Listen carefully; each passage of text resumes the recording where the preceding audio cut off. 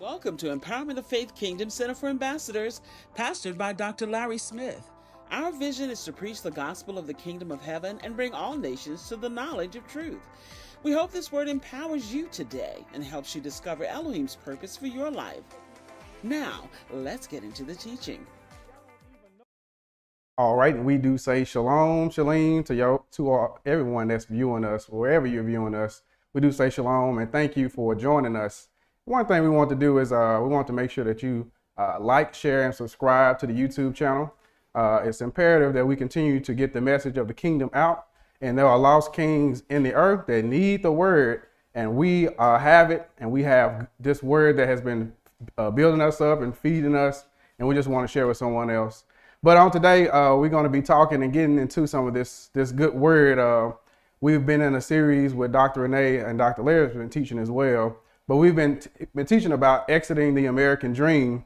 And it's been very powerful because it makes us realize that it's a governmental system that's here on the earth. And we know that it's a system and a government in the kingdom. And we can't be a part of both of those. And so it's been very eye-opening, been illuminating to me. And so we just want to continue in that vein. But some things that we want to deal with on today. So we'll be talking about the laws of financial empowerment. I think it's something that's very important, especially as an ambassador. We must know that we're part of a kingdom and that the kingdom supplies everything to its citizens.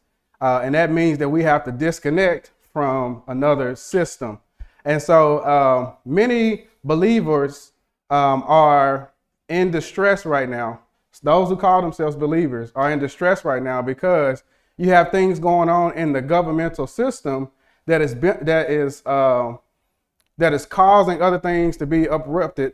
And what I mean by that is, different things like governmental assistance, grants, things of that nature.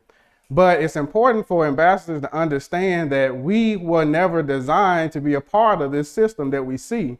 So, of course, Yeshua told us this government is going to fall. So if you put confidence in this government, if you put confidence in this system, it's going to fail. So if you put confidence in something that's going to fail, what's going to happen? It's going to fail. So we've been enlightened on the kingdom concepts and the kingdom and what is rulership and what it looks like in the earth. So let's go to that first note. And I want everybody that's going to be very interactive. I'm going to be asking people to read. So if you get sleepy, you may be the one reading. All right. So let's repeat. Let's say this together. The kingdom keys are the keys of the kingdom are the principles, precepts, laws, and systems by which the kingdom functions.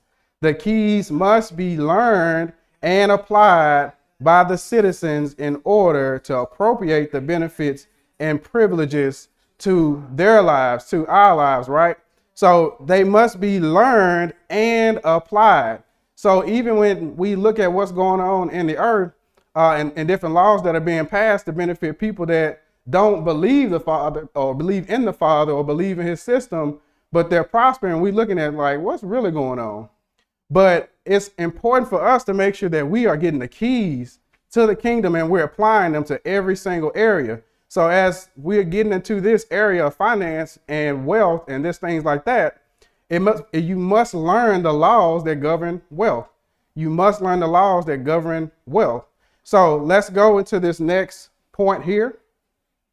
And what's important? So laws are very important. Everything that the Father designed, he designed it to be functioned by law. So laws were created to benefit man. So if it was created to benefit man, we have to make sure that we apply them for the benefit, right? It's very simple, but we make it hard because we're going to be dealing with mindsets today. It's very important that we get out the gunk and go into the rut of the mind and get all of that stuff out so that we can live according to the word. But we get that through learning the laws and then applying them. So laws were created to govern man. Laws can predict success or failure. Very simple. You can see what road someone's going down by observing what laws they are applying or what laws they are going against. And you can predict success and failure. So the Father embedded all of that within law. So if we have the law and we meditate on it and we apply it, then we should have success, right? So laws are written commands. So we know that when the Father created Adam and brought him into the earth, he spoke to them. And throughout what they say, the Old Testament, the Tanakh, we saw that the Father spoke to them. And so we have scriptures and records of scriptures, and we have laws that have been written that the Father said, but he wants us to continue to hear, not just be confined to the Bible, right? Because we know the Bible contains scriptures, it contains transliterations, it contains translations. So we have a duty as an ambassador, because we've been taught, learning how to properly study the scriptures, how to go and get those keys and those precepts. But we're going to go to a few of them today. But it's very important to always have your ear inclined to hear the Holy Spirit, and he will continue to repeat those laws. So even if you don't see them in the scripture, he's repeating them to you. So laws, like thoughts, can never die. They can never die. They can be overrode, but they can never die. So let's continue. Whatever Elohim says is law. Whatever the Father says is law. You can bank on it. You can, and that, let's go back to that. Laws can predict success or failure. So if we speak the laws of Elohim, we are speaking success. If we operate those laws, then we operate in success. So it's very simple. And then he only responds to his law. Elder BJ was just talking about how powerful our words are and how powerful it is for us to speak the word. But we can speak the word and not do it, and it still doesn't work for us. So we've been exposed to different laws that we can utilize to benefit us in the area of finances and wealth. But if we hear it and we can say it all day, you're supposed to return your tithe and first fruits. So I'm going to do that. Now, when I get other money, I'll make sure to return my tithe. Well, you're breaking laws. So you're saying things, but you're not doing them. So it's two parts to that. So we speak the word, but we also must do the word, right? So let's continue on. I have my special reader that's going to be reading for me, my favorite reader in the world is going to be reading these. So we'll go to that note right there. So you can start from there. Yeshua talked more about money than he did about salvation. Approximately 2,350 verses are related to money are found in the scriptures. Nearly 15% of everything Yeshua spoke about related to money and possessions.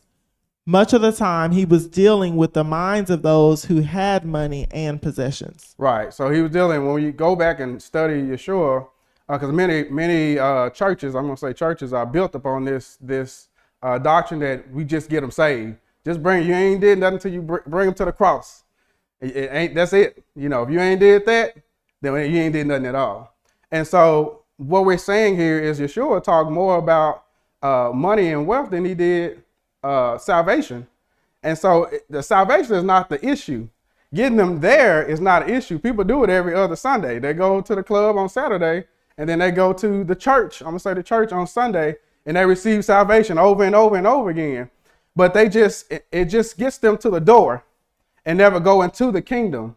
And so they don't get their benefits. They don't know how to live. So when calamity comes and the waves of the wind come forth, they're tossed to and fro, as the word would say, because they weren't rooted in anything. And so they get into the door, and it's easy to do that, but it's more challenging to them to actually live the word. And so when Yeshua was speaking to people, that was simple. But what he had to do, just think about this. Why was he in the earth in the first place? To bring us back to what? Our righteousness and dominion from the beginning. So he came to deal with our minds, not just to get us back to the cross. And so just think about what it took for him to come in the earth to change our minds. That lets you know that our minds are very powerful, and they can cause us to obey or disobey laws that are put in place for us to prosper. So this one we're talking about, when Yeshua was talking to people, they already had the money, but he wanted them to connect what they had with the kingdom so it can be used properly. Because a lot of people they think because I make money and I got a lot of money, that means that the Father is there for me. He's got his hand on me. He's watching me. I'm praying. He hears me. He must hear me because I got a lot of money. No, that's not it. Because we know this system we know who's the prince of this age in the earth. We know who that is. And I can tell you one thing, he got a lot of money too. You know, we look into to one of our, the LGBTQ plus community, and we'll see how much money that is circulating in that community. But they say that they're connected to the Father, but it's not. So let's continue to keep on. So much of the time he was dealing with the minds of those who had money. So we know a little bit about the young rich ruler that came to Yeshua, and he asked, how can I enter into the kingdom? Well, we know he already came. He was loaded. He already had the money, but he still was asking, how can I make it into the kingdom? And then Yeshua gave him a key. He said, well, go sell all or give all your possessions to the poor. All right. And there's a difference between being poor and poverty. We're going to get into that in a minute. But he told him to go give to the poor, right? And so he had a challenge with that, because we read that last week. He wasn't happy when he heard that. He was very sad. He became sad because he felt that was possession was his source, and he didn't want to give up that source. But I'm going to tell you now, it's going to cost you something to walk in fellowship with the Father. It's going to cost you something. It's not an easy task if you don't rid your mind and your belief system of things that are causing you to break laws. It's not going to benefit you. And so it's important for us to go through this process. So as we go through this, before we even get to the point where we're talking about wealth and managing wealth, we got to deal with that mind. That mind must be renewed and changed and be conformed to the way of the Father and his laws, so that once you get the key, you get access, and then all you got to do is apply it. But first, you got to get the keys in hand. So that's what we're doing tonight. We're building on that foundation. So I want to go to some statistics here on the next note. And I want you to see how detrimental it is in the minds of most people, even in America where we stay now. So Alicia, you mind reading that for me? According to a recent CNN survey, 71% of 71% of Americans 71%. identify 71%. Okay, go ahead. 71% of Americans identify money as a significant cause of stress in their lives. Pause right there. 71%. This is a poll done by Duke University. And it says 71% of Americans identify money as a significant cause of stress in their lives. Now, let me tell you something. The Father designed us, and when he designed us, he didn't design us to withhold that stress of trying to provide for ourselves. And that's the American dream. We must exit the American dream because it tells us to go work 40 years and continue to work and penny pinch. And once you get 60 or 70 years old, you finally can retire and barely make it to the end of your life because you work so much trying to pursue money and pursue happiness in the eyes of what the American dream said to do. So let's continue with that. But 71% of people have a mind issue. Their minds need to be reconfigured into the word, the kingdom, and the laws that abide those with that. So sorry, go ahead. Further, 76% of households live paycheck to paycheck, and credit card debt is growing. Why is credit card debt growing? People are getting stressed out because they're going to work. They're not making a lot of money. The person that's hiring is probably making a lot more money than they think they're making. And then the laws that are put in place are helping to benefit them. And even some of the businesses are living paycheck to paycheck, if you really go down and dig into the numbers. So they probably add this in as well. But the credit card debt is growing because people need to get back to their source and stop trying to provide for themselves. Because once you try to provide for yourself, you are responsible for carrying the load. That's where the stress is coming from. You don't really truly lean on the Father for him to provide his provisions to you and provide protection. You got to do it yourself.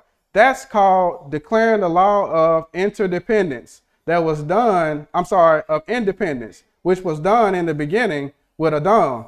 he was placed in the earth and he had everything that he needed. The Father gave him everything that he needed, and he didn't tell him to go work it by yourself. No, he provided it first, and then he gave him vision, and then he placed him in his presence. And as long as he was in his presence, he had everything he needed. Do you think Adam was out there trying to, well, they didn't have checks back then, but trying to count up what he needs to do or how I'm going to eat today? I'm barely making it, or I'm trying to make ends meet. You know, those are sayings of people that don't believe in the Father. Oh, I'm just trying to make ends meet. You got to stop talking like that, because it puts you in a position that you weren't designed to be in. You keep, every time you talk and say things like that, you put yourself back into that position that Adam was in the beginning, in that position of independence, right? So you have to provide for yourself. So let's continue on to that next point, Alicia. Money-related stress is not just a matter of simple dollars and numbers. When 70% of respondents cite money as a cause, the problem clearly extends across socioeconomic classes. Money-related stress is more than just about a shortage of dollars. Yeah, it's not just about the lack of the resources, because that's, again, we talked about the difference between being poor and poverty. One of them, you come into, you know, something happens and you don't have what you had set apart. You know, things happen. It don't always, the fountain is not always on. Sometimes it gets a little dry. But what we're saying here is you have to apply those laws even during that time. Because if you were applying those laws during the time the faucet was going, then you would have enough to get you through those times. But again, that takes knowledge of laws.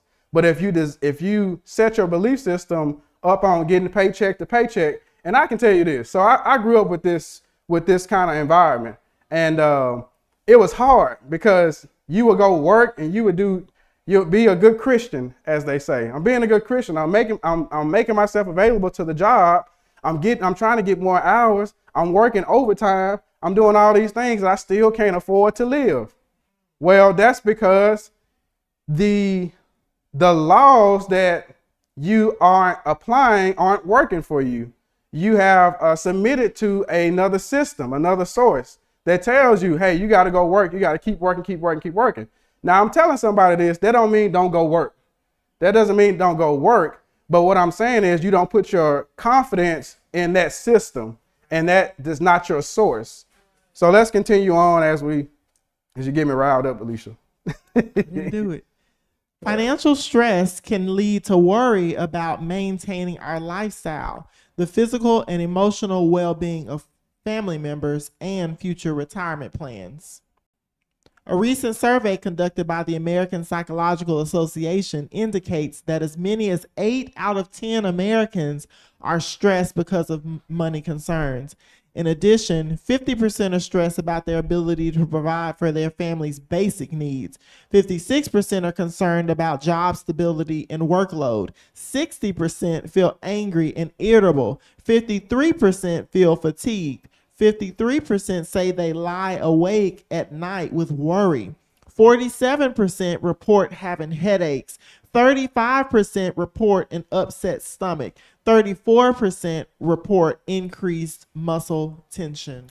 So these are very alarming. These are almost all over 50%. So you standing next, you go out and sit and look at people, you don't know what they're going through, what type of stress they are under. But the stress is coming because of a, how can I put this?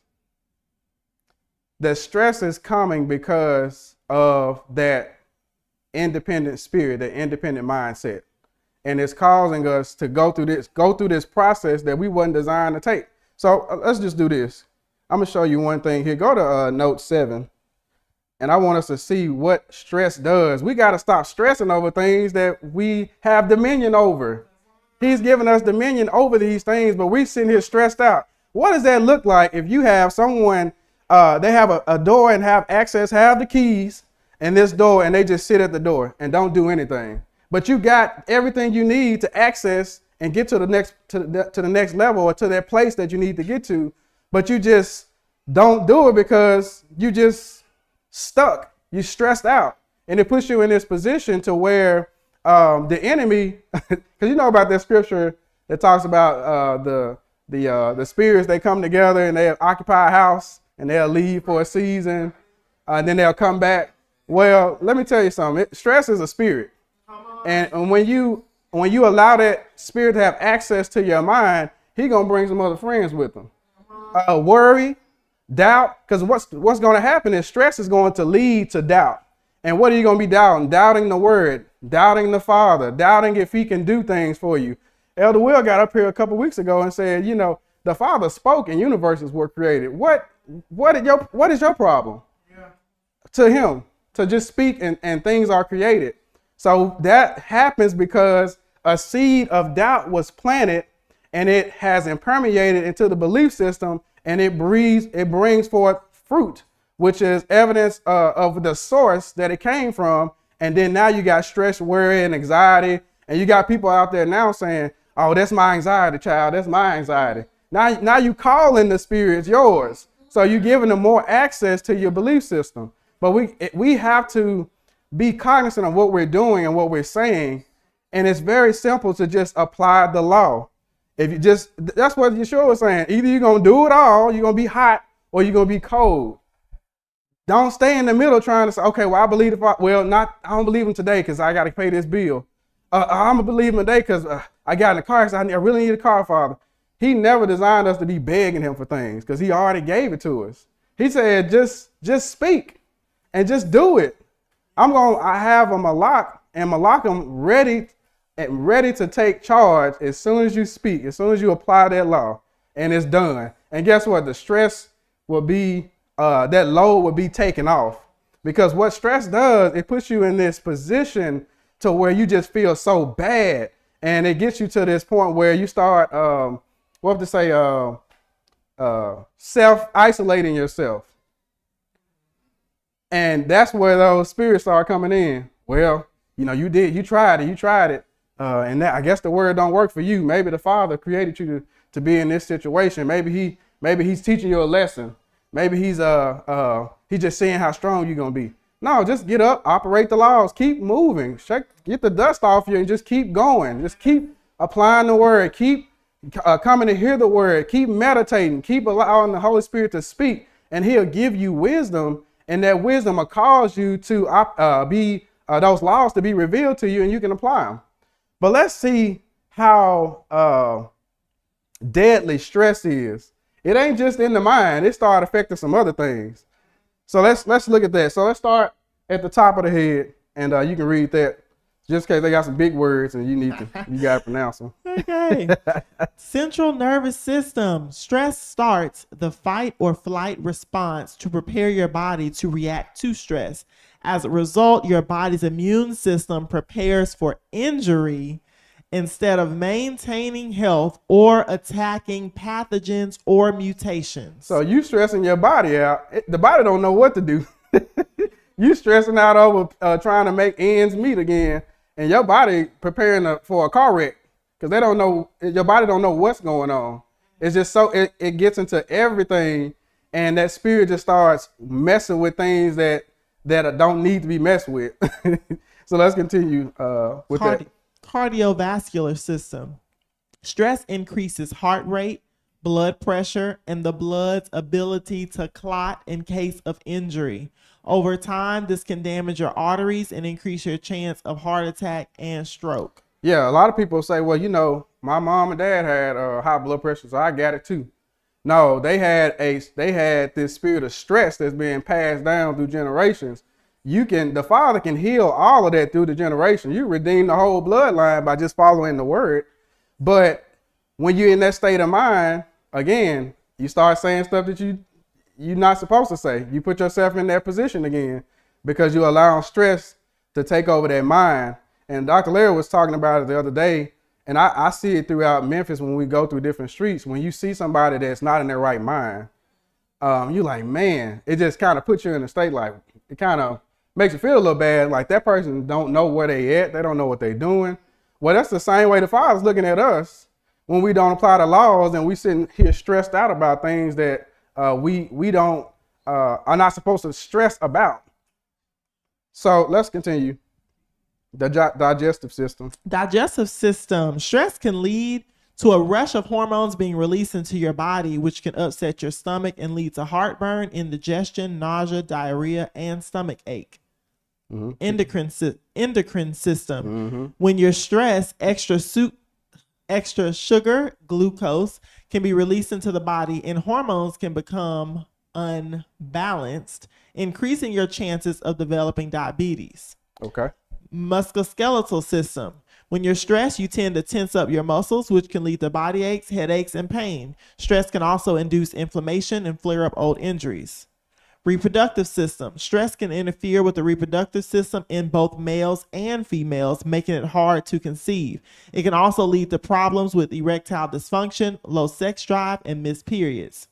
Respiratory and cardiovascular problems. When you're stressed, the need for oxygen becomes greater. The muscle around the lungs tense and breathe. The muscles around the lungs tense and breathing becomes faster and more shallow. Yeah, so y'all see how damaging stress is? So stop worrying. Stop stressing. You shortening your life. Literally, you're shortening your life when you're stressing. Stressing about things that the Father gave us dominion over. So as we're talking about financial empowerment and keys to it, we must identify these spirits, because when you see them for what they are, when you see the enemy, just like Yeshua when he tried to tempt him, he already knew what he was going to do. And you already know what the enemy is going to do. He's going to get you in a place where he's trying to get you on that limb. So you have to be cognizant of that. Hold on, am I on the limb? I'm on the limb. Let me get off this limb. You're not going to get me again. You got me the first time. You're not going to get me again. And I'm going to keep on moving from there. But this is what's happening. So let's go up one note to your code or your cob, 1 and 2. And it says, count it all joy, my brothers, when you meet trials of various kinds, for you know that the testing of your faith produces steadfastness, and let steadfastness have its full effect, and you may be perfect and complete, lacking in nothing. So every area should be it should be abundance in every area if we just follow those laws. But it says count it joy. What happens when you stress? You're not joyful when you stress. You operate opposite of what the word says. He said count it all joy. So whatever it is that may come up, count it joy. You want to know why? Just like if you had an insurance policy. I mean, you paid it up, it's paid for about 5 years, and somebody hit your car, versus if you didn't have it, you're going to respond a little differently. Right. Because if I got my insurance and I see somebody hit okay, you got your insurance? Okay, good. We good. That's fine. Let's go ahead and get the police report. We can go do this, X, Y, Z. Now, if somebody hit that car and you don't have no insurance, yeah, now you out there scrapping. Yeah, it's some problems. So that's the same way. The Father has given us an insurance policy, but again, it's going to cost us something. It's going to cost us something. So let's continue. Let's look at this, one of this most hideous spirits here. Note 8. You looking at me like, where we going? This spirit. So poverty is a spirit, and it's running rampant through America. It's running rampant in other nations. It's running rampant, and it's getting access to the minds of people because they're opening themselves up to it by way of stress and anxiety. Stress happens most of the time on the external, and with an external environment, and then anxiety on the internal. And so that stress happens and things happen to you, or as Dr. Larry would say, a challenge comes and presents itself. And then people say, I get my anxiety flared up, my anxiety. Well, that's a root of stress. That's a spirit. That spirit has a friend called anxiety. That spirit has a friend called poverty and doubt and worry and unbelief. All those things come in because of the mind. So poverty is a state of mind, not just an environmental condition. So what I mean by that is, it's people, because most people think, when you think of poverty, you think of, they don't have any money, they don't have any possession. Well, it's people with plenty of money, plenty of possessions that have a mindset of poverty, that have an impoverished mind. So that's the difference between poverty and being poor. Poor is just a lack of resources. You still in your right mind, you still make decisions. Most of the people that I grew up with, very, very smart, good common sense, taking care of things, managing things. They just had a lack of resources because they didn't apply those laws. But when they got things, and because I remember we were working at this housing authority, and of course it's low income, blah blah blah. So I remember seeing this lady. She was so happy. She had just moved into the place. We saw her out there folding her clothes. She had everything in order. Normally, when you go into some of them houses, you be thinking like, "What is going on in here?" And so I went into this one, and everything was in order. She had everything in order. The baby's food was stacked up nicely. Just had everything in order. And I said, I can predict that she's gonna be successful because she's operating laws right now. She keeps staying that course and operating those laws. The Father will continue to bless her, and that little state of condition that she's in, that's just temporary.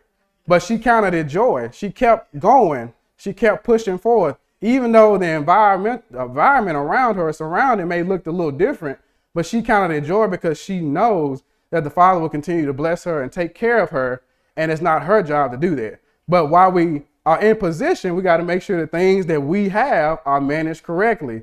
So Dr. Larry, when he come up our house, we normally keep everything clean anyway, but we just try to keep it a little more clean than we normally would when he come, because we want him to know, hey, we're taking care of these things. We're making sure things are done. And if something is out of order, he gonna let me know. And guess what? I don't get offended. Just get it in order. You operating laws. The Father is seeing how you're going to be obedient to that leader that came in and said, hey, this is out of order. This not working. Make sure you do this and do that. Yes, sir. And get it done and keep moving. Not getting in a state, oh, well, it's always something. He always looking at this, looking at that. No, he's trying to help you. He's looking out for your soul. He wants those laws to work for you. And so that's just wisdom. And wisdom is crying out, but will you receive it and then apply it? So poverty is a state of mind. Even when a change in environment. So that person that was doing, operating that law of management, because when you activate the law of management, the law of increase and order, well, management and order will bring forth increase. So if you're managing things that you have, no matter if you have 25 properties, if you have one, if you manage it well, the Father sees that it's being recorded, and then more will be added. He don't give you all of this and then say, I hope you manage it. No, he's already looking at it. He's already got a value system. And this person not valuing what I gave them already. So why should I give them something else? Well, laws, once again, will predict success and failure. So let's go to Mishlei 6 and 11, and we'll read from there. All right. So the Messiah himself, I'm sorry, that ain't it. They putting it up. Scroll up just a tad bit. 6, starting at 6. Is that 6? Okay. All right. So it says, go to the ant, you sluggard. Consider his ways and be wise. It has no commander, no overseer or ruler. Yet it stores its provisions in summer, and gathers its food at harvest. So he's saying this, first of all, they operate laws that we should be operating. Just simple things. How long will you lie there, you sluggard? This is for the lazy person. The Father will not reveal his truth to them, that word to them, to one of these people right here, the lazy spirit. When will you get up from your sleep? A little slumber, a little folding of the hands to rest, and poverty will come on you like a thief, and scarcity, scroll down for me, please. Thank you. Like an armed man. It said, if you're not, you got to do something. You can't just sit there and let life beat you raggedy. When you got dominion, you're in right standing with the Father, you have the Father's presence in you, use it. Use it. And so it says poverty will come on you like a thief. Now, what I want to do is go to that into the interlinear on verse 11. And Dr. Larry actually taught this. And so when I saw it, it lit up to me. So that Hebrew word for come, highlight over that for us. Well, there's more than one. So it's that root word there for come. So it's the Hebrew alphabet. You can go back to the notes so we can see it on there as well. I got it broken down. It's the Hebrew word bo, and it's comprised of bet, vav, aleph. And so what it's letting us know is that we know that that vav is something that's being established, something that's coming in. And then the bet is on the inside or inside of the person, the intent. What I really think about, you can go kind of a little bit deeper in there. What I think about, the thoughts that I think is what's on the inside of me. And then also the aleph in this instance is a source. So when you operate outside of the laws of wealth and you go into this state of being where it's at the sluggard, that's the one that's just not actually doing anything. Well, it says beware, because what happens? Something's going to come in and establish itself as a source. And guess what? It's going to be that seed will be planted in your belief system. And then it's going to bring forth that poverty, that mindset that is not in the will of the Father, and is going to cause us to break laws, and the laws will not work for us. So when he said a little bit of sleep and a little bit of slumber, that poverty will come up on us. Well, it's a source. That source, the old serpent knows what you're doing, and he's going to present another thought to you. And if you digest that thought, it's going to become a part of your belief system, and that lifestyle is going to be a result of the precept, that first original thought that you put in as a source. Now let's continue, because we're talking about the spirit of poverty. We see this spirit of poverty, we're going to deal with it. So in Mishle 10 and 15, let's continue there. 10 and 15. There we go. The wealth of the rich is, it should be, is that the NIV? Go to the New King James, please. Thank you. And that is verse 15. All right. The rich man's wealth is his strong city. The destruction of the poor is their poverty. Actually, it was NIV. They didn't get that right. Sorry. Yep.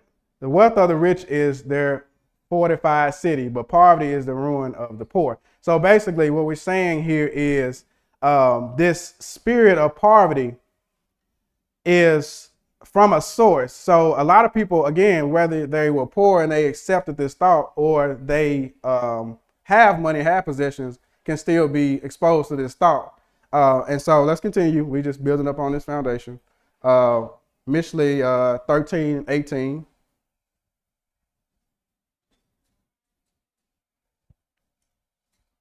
Thank you. Whoever disregards self-imposed rules comes to poverty. Again, that person that does not operate in those self-imposed rules, with that source, will establish itself, and therefore poverty is going to come forth.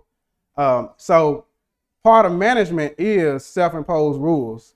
Oh, let me walk through the house, something's out of order. Hold on, let me stop. My wife does it all the time. She'll see something, she'll walk through the house. Hold on, that's out of order. Let me stop. It don't take you long to do it, but you still operating those principles. It's letting the Father know you taking care of the things that I've given you. You're not looking over, you're not counting and common. Most people, they get a little bit of money, just a little bit, and they don't think about it. You know, you go spending that money here and spending here and there. A lot of people call it what, splurge spending or impulse buying. You just get up in the middle of the night. I gotta go buy something. That's the impulse buy. That's mismanagement. That's the old serpent trying to trick you, because the Father's saying, okay, well, did you make sure this was in place? Did you take care of this? Did you take care of that?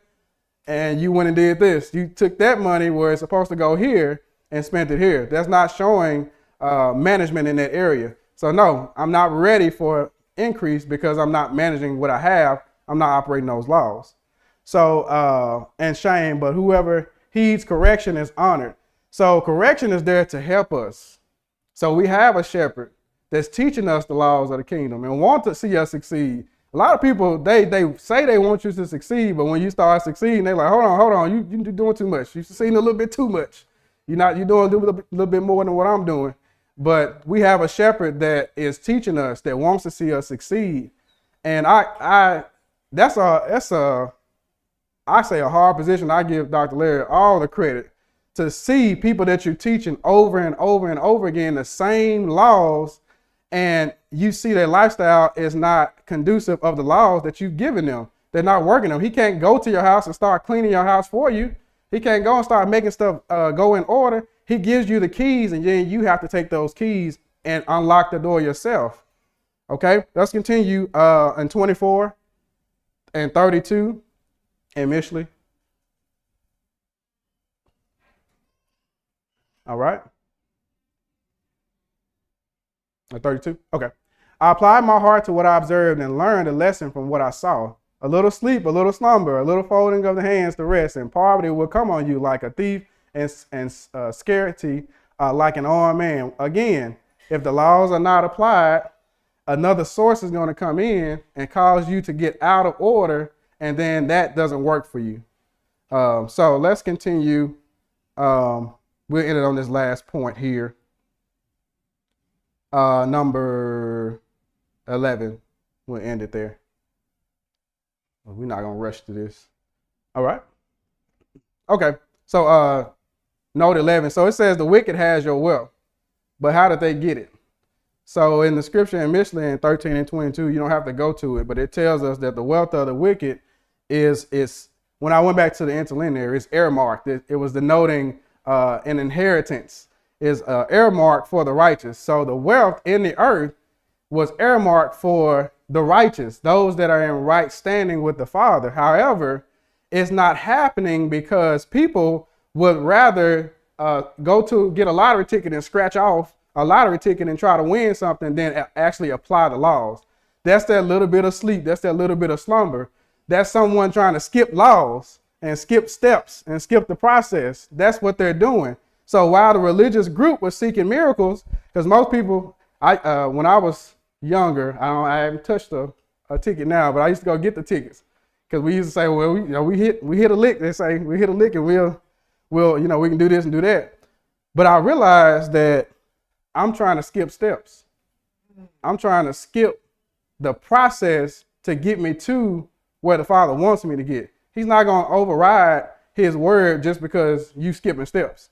And most of the time when people win the lottery, 2 years later, they're broke because that impoverished mindset was not dealt with and the root of it wasn't eradicated by the word. So when they get it, they keep doing the same old thing. When you get money, it's only going to amplify what's already in you. It's going to amplify the source that you're connected to. And the fruit of it is going to be where the source is. So while the religious group was seeking miracles, the wicked was dominating in business. They was operating in laws. A lot of them don't really know the Father. It's convenient to them. They think when I get in trouble, I'll call on the Father, but this here, I'm just gonna pay for this. I ain't gonna pray for this. I'm just gonna pay for that. But the Father wants a vessel in the earth to pour resources through, but that vessel must go through the process. That ambassador must be approved before they get their increase, before they get those resources, because he knows when I give it, what's the scripture? He gives seed to the sower and bread, right? Provisions. He giving it to the one that's going to actually apply the laws, not the one that's going to wait, putting the horse before the wagon and saying, hey, Father, if you give me this, then I'll start operating the laws of management. That's not how it works. That's not how it works. So again, we have to go back and digest what laws we have. I wasn't going to get in trouble today, but we have to be careful of those laws that we, can you put that up there? So I don't want to go. I want to make sure I don't go over. But anyway, and Mishley is telling us, and Mishley got a lot of keys in it. It talks about wealth and how to manage it. Just meditate on it, meditate on it, meditate on it, and it'll be enlightened to you. And then you got to go do it, right? All right. So then next it says Elohim can only give increase to the one who can manage it. He will only give it to the one who can manage it. Can you manage it? Can I manage it? I want more, but can I manage it? Holy Spirit, help me. Reveal the laws of management to me so that I can show the Father that I am capable. I am in the position to manage the resources that He want to get to me. People need to see the Father working in our lives. We don't need to be broke, busted, and disgusted and saying that the Father is blessing me. That's sending mixed signals. Nobody want to be a part of a kingdom like that. If the citizens are broke, busted, and disgusted, don't have nothing, barely making it, barely getting by, always hurting here, always hurting there, that's not a representation of the kingdom. That's not a representation of the Father. So He only gives the increase to the one who can manage it. The Father will hide resources from a mismanager. He'll hide them from him, purposely hide it from you, because He's trying to help you. Actually, I can't give them this. Just like, when kids, they have inheritance, you may say, okay, now I'm not going to give that one this one just yet because they're not ready for it. It's still here. I already got it earmarked for them. I got it right here for them, but they not showing me that they can receive it or they can manage it. So I'm not giving it to them. I'm going to withhold it from them. I'm not even going to tell them I got it. They don't even know I got it.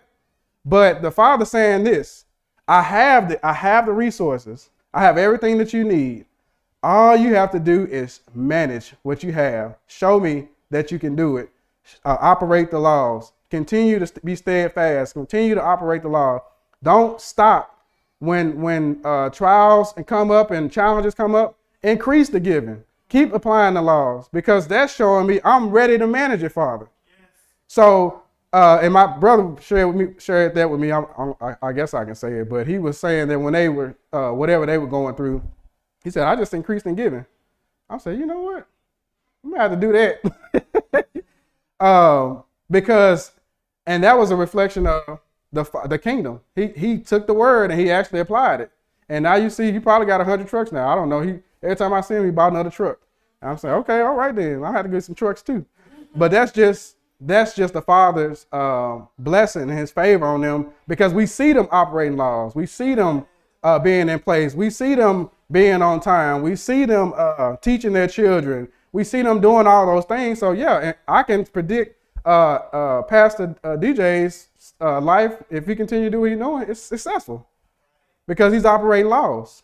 So the same thing with us. Don't let your brothers be the only one applying the laws. Let's do it together. The Father wants an equal access to all the wealth of the kingdom. Not just this brother, he's doing really well, and then I'm not doing anything.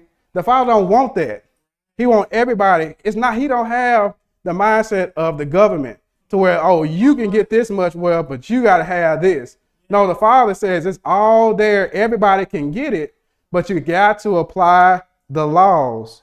So with that being said, it's one other scripture, and we'll end on that one, that I wanted to go to. Where was it at? Let's go to,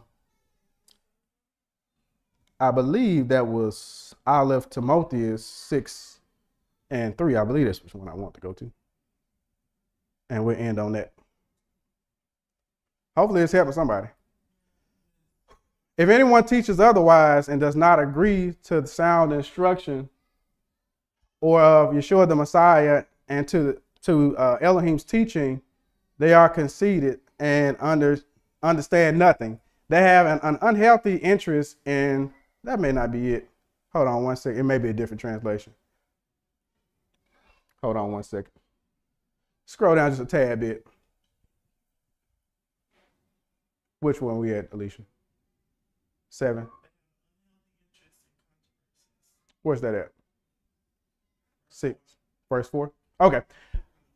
They have an unhealthy interest in controversies and quarrels about words. They result in envy, strife, malice, talk, evil successions, and constant friction between people of corrupt mind who have been robbed of the truth and who think that being like Elohim, well, I won't say being like Elohim, is a means to financial gain, but I don't want to say godliness, because we know that's a mistranslation. With contentment is great gain, for we brought nothing into the world, and we can take nothing of it.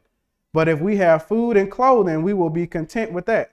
Those who want to get rich fall into the temptation and the trap. Now, that trap is what we want to stop right there. I really want to get to it, but this trap is basically when you hover over it, it's a temptation from the old serpent. The same thing that he tried to do with Yeshua, the same thing he tried to do with anybody he was in contact with, was trying to give them wealth of the world. So he wanted that same thing to come in and establish itself as a source so that you can destroy your own life. I ain't got to do it. I get you out on a limb, then give you the saw and you cut it by yourself.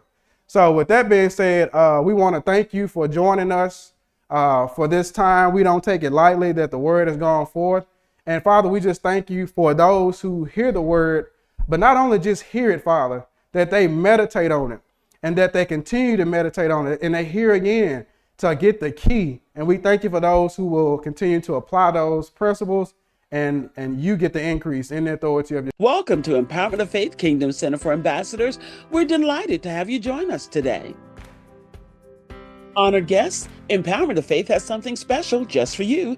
It's our new QR code. Simply point your phone's camera at the QR code and it will lead you to our Honored Guest questionnaire.